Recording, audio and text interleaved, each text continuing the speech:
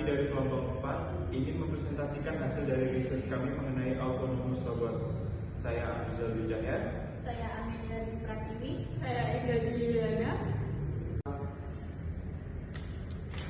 Pertama-tama saya akan menjelaskan apa pengertian dari robot otonom dan robot itu sendiri.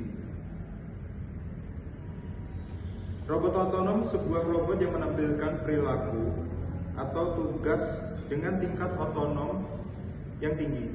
Robot otomatis merupakan robot yang bergerak sesuai perintah yang diatur sehingga tidak perlu campur tangan manusia untuk mengoperasikannya. Yang kedua, robot adalah seperangkat alat mekanik yang melakukan tugas fisik baik dengan pengawasan dan kontrol manusia atau menggunakan program yang telah didefinisikan terlebih dahulu. Berikutnya mengenai sejarah robotika dan otomasi. Pada tahun 1940 merupakan tahun kelahiran dari robotika modern. Tahun 1960 perusahaan industri bernama Fanuc dan pertumbuhan pesat otomasinya mulai berkembang berkat di kontribusinya Fanuc pada tahun 1959. Pertama kali peralatan mesin yang diproduksi oleh Fanuc adalah robot yang memiliki kontrol sistem numerik.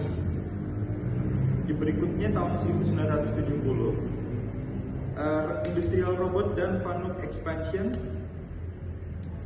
menginovasikan.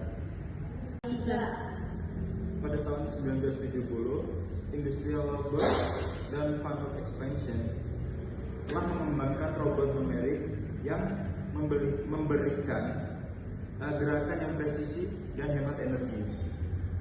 Waktu produksi, proses manufacturing robotik tersebut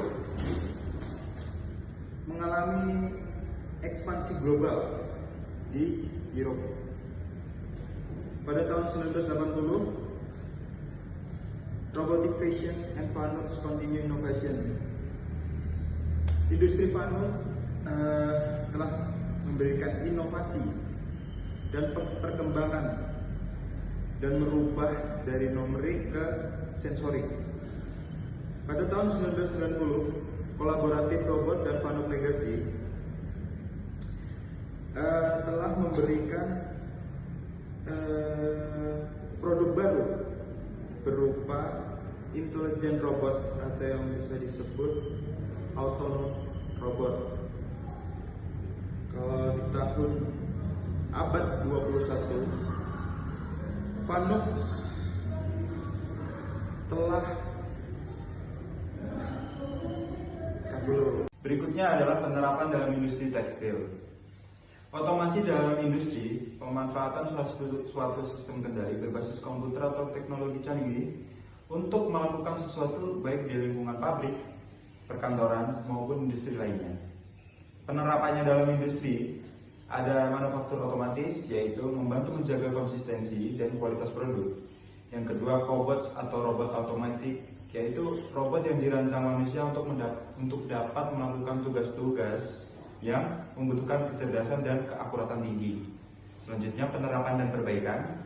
Robot-robot pemelihara dapat memeriksa kondisi peralatan secara teratur dan mengidentifikasi potensi masalah sebelum terjadi kegagalan. Selanjutnya yaitu logistik dan gudang.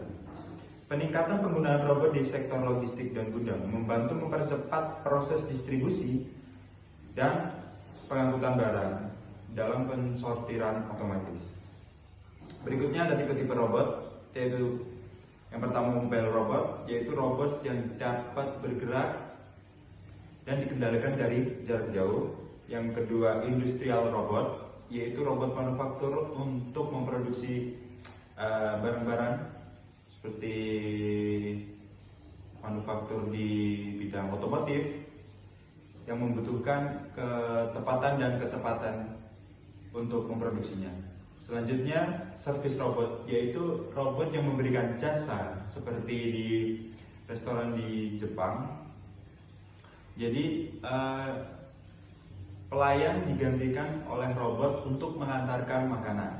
Yang selanjutnya adalah humanoid robot, yaitu robot dengan kecerdasan buatan untuk meniru pola manusia dalam menjalankan tugas. Berikutnya adalah klasifikasi robot.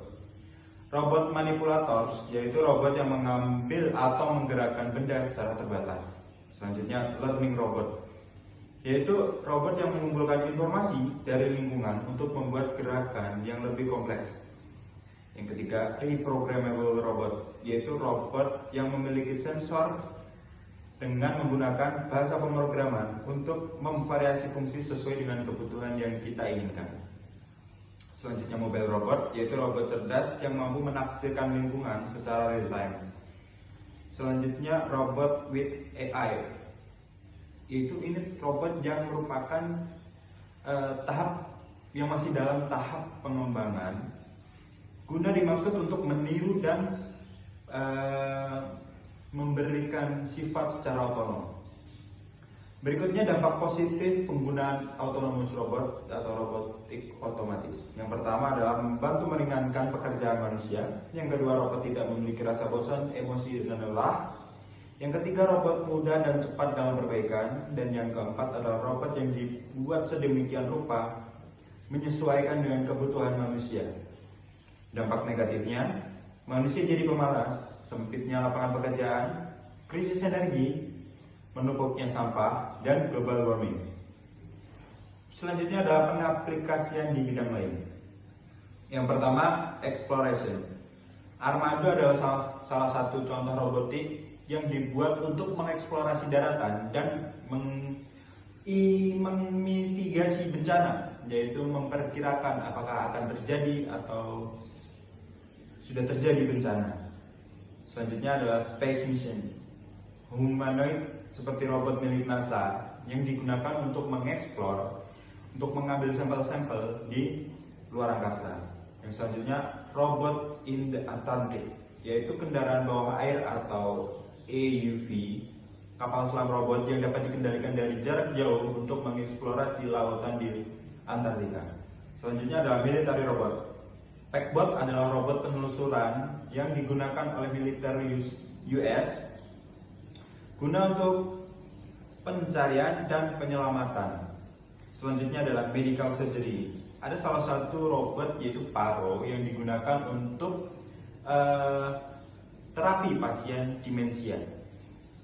Selanjutnya yang terakhir, underwater, yaitu robot yang dikendalikan dari jarak jauh atau ROV yang digunakan untuk mengeksplorasi laut bawah dan permukaan dasar laut.